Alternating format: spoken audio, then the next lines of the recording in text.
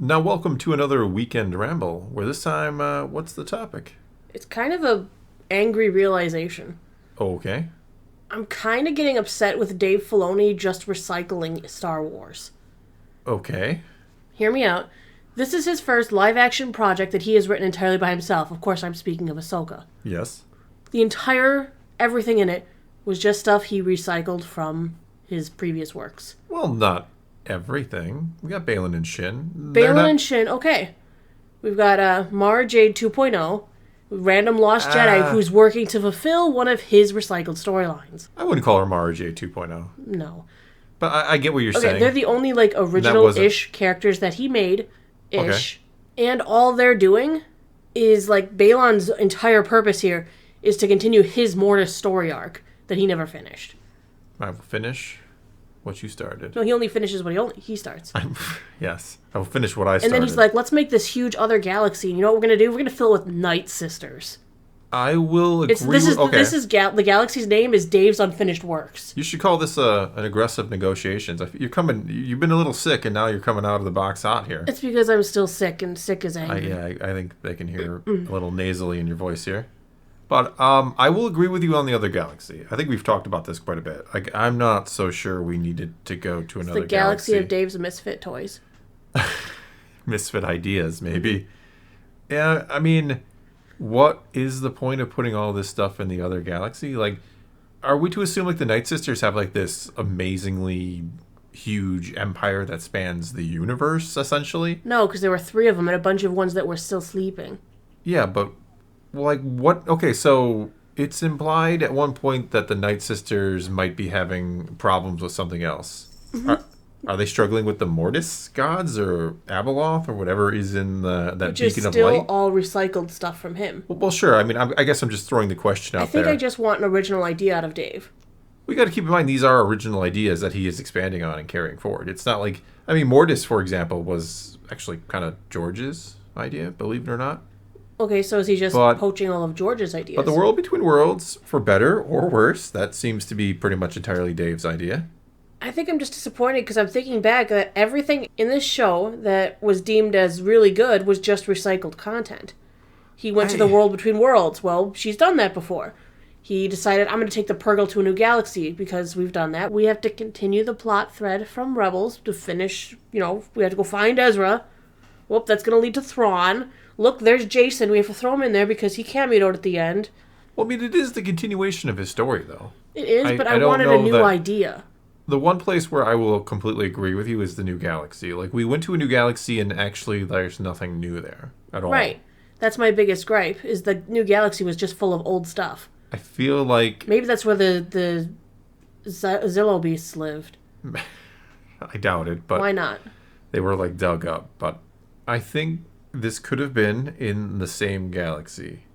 Unless there's something we don't know about. I mean, it could be that they banished Abeloth to another galaxy or something along those lines, and maybe this galaxy suffered the consequences. Maybe the Night Sisters are mad because they once had this glorious empire across their own galaxy, and all of a sudden destroyed by Abeloth. And so that's why the Talzin Night Sisters, will call them, why they went to the other galaxy, the main Star Wars galaxy, and now they're going back there because this one's still tainted. I don't know. I mean, but I see your point that it's still the same stuff. That you went to a new galaxy and you didn't actually give us anything new. You're like, here's the Night Sisters and the Mortis gods. Yeah, I mean, I was more okay with the fact that in the leaks and stuff they all called the Light Sisters, and I thought, oh, that's kind of cool. It could have been a splinter sect, and then they formed the Night Sisters off in the Star Wars galaxy. No, I thought that could have been cool. Here's the origin of them, not just here's more of the same. Yeah, It's not an origin, it's more of the same.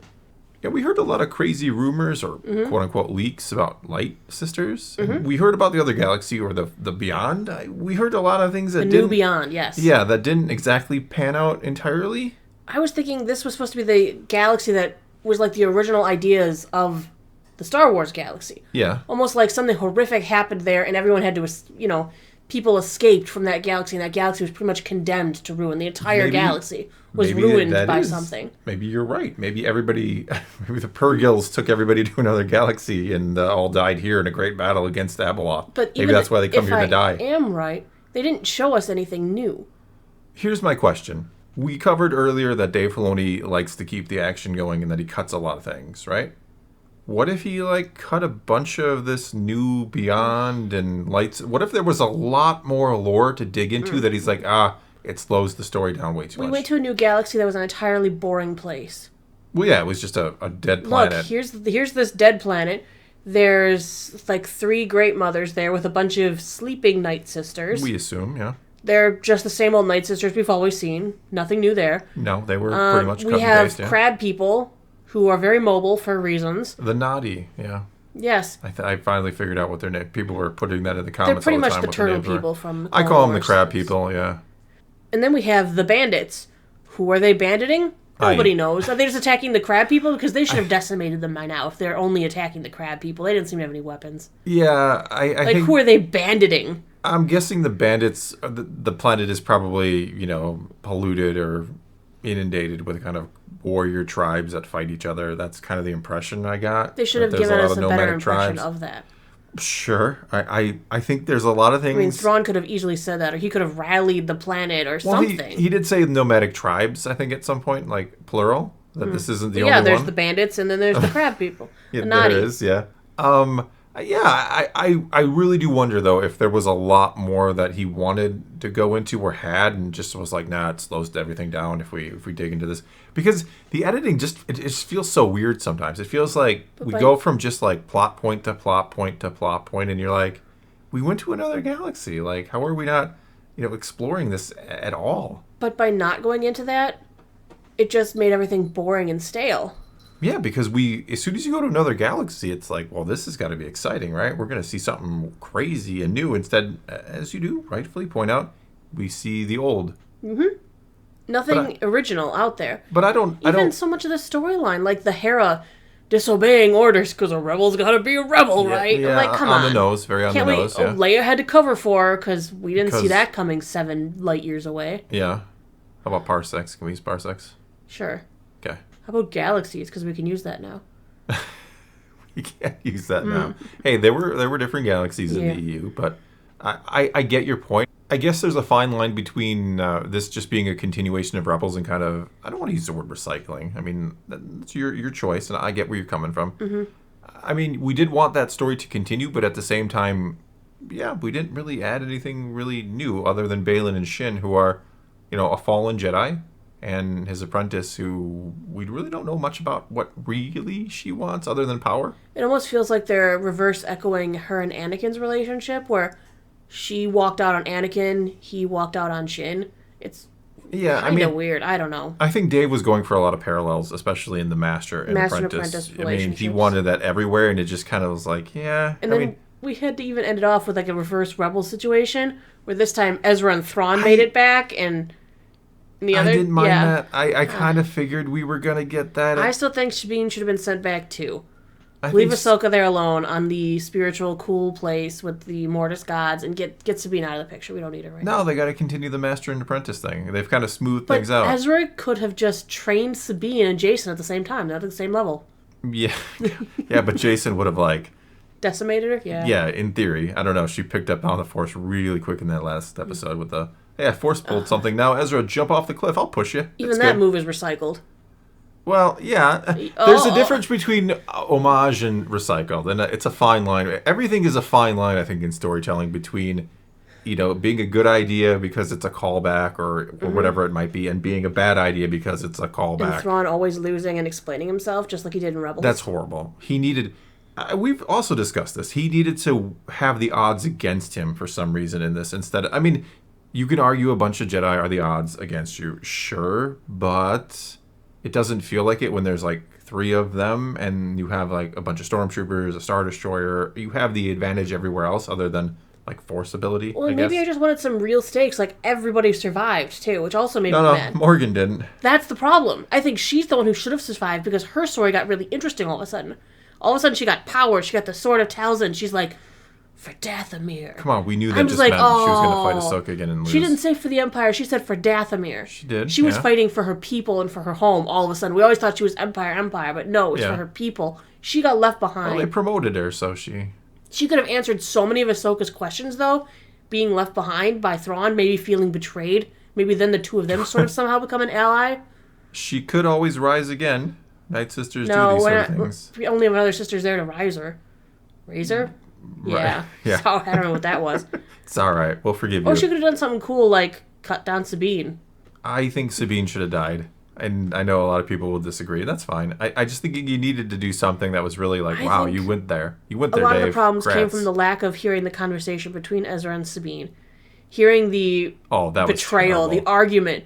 That could have led to Sabine doing something rash to make up for what she did. And getting killed. And getting killed or hurt, or Ezra sacrificing himself for her and making her feel even worse. There you go. There could have been this huge story thing going on that could have even pulled her to the dark side. Nah, we'll let it all go. There's far more tension there. Say Ezra and Sabine. Skipping across the pond. That's what Dave's storytelling is right now. That's a really good analogy. There could have been a lot of tension going into the final battle if we have if the episode starts with a conversation between Ezra and Sabine, and Ezra is just pissed, right? He's mad. Like, what are you doing? Like, I understand that you wanted to come save me, but I did that for a reason, and now you've endangered the whole galaxy.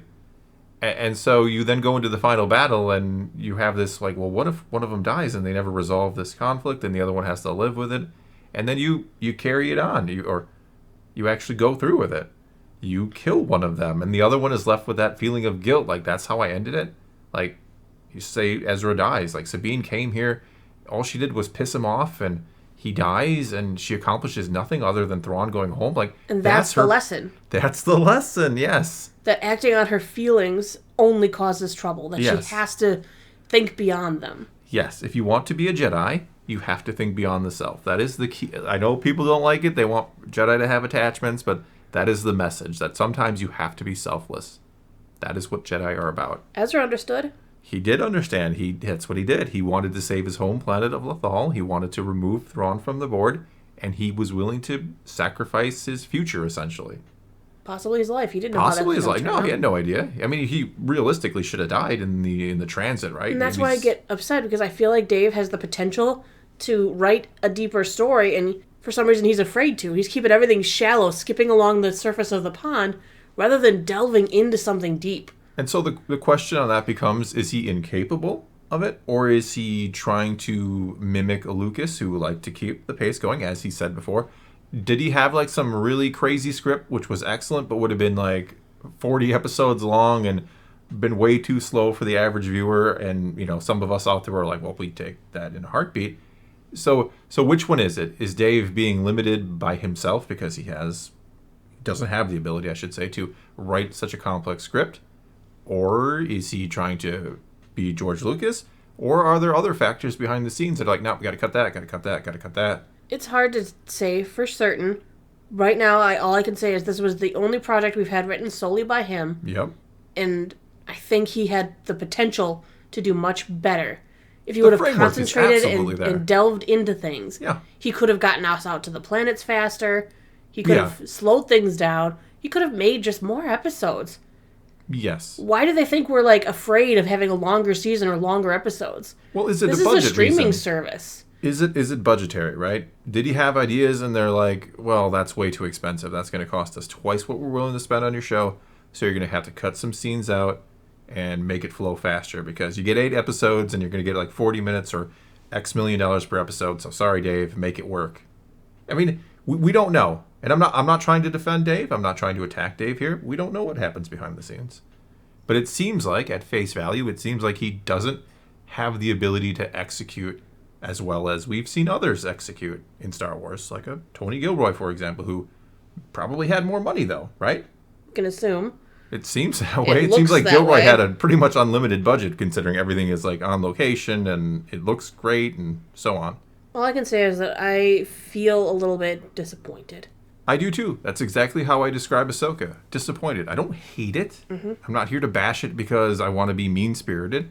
I was just disappointed. I thought there was something there. I've been looking forward to the story of, finding Ezra and what happens with Thrawn and bringing him back, and you're teasing Heir to the Empire. There's a lot of things I wanted to absolutely love about this show. I wanted Dave Filoni to win, too. He's teasing in too many directions for the constraints of his time limit per episode and episode quantity.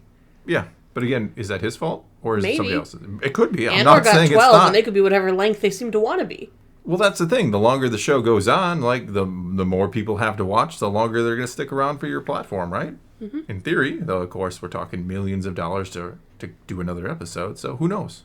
I want to believe that Filoni was limited not by his own potential, but by the fact that he has a limited budget and they're like 8 episodes. That's what you get. Make it work, Dave. And then he just kind of mismanaged that too, because certainly you could tighten it up in some places. You said it. The first few episodes could have been snipped and trimmed and stitched together to make something a little more concise, something that gets us to the other galaxy quicker. Yeah. Honestly, there were some characters they could have even cut. They could have cut Marok. Yeah, he's useless. He was a nothing. He was just, look, there's an Inquisitor. It was brought back by Night Sister magic. Yeah, it was like a one-trick pony. It was like a way to tease the upcoming undead thing for others, or for people who were kind of unfamiliar with the Night Sisters and what they're able to do. That's what I felt Marok's purpose was. Dave was like, okay, let's ease people into the idea of like undead and weird magic in Star Wars. Those who, haven't seen it elsewhere, which is they still could have done that better. I mean, she had regular goons.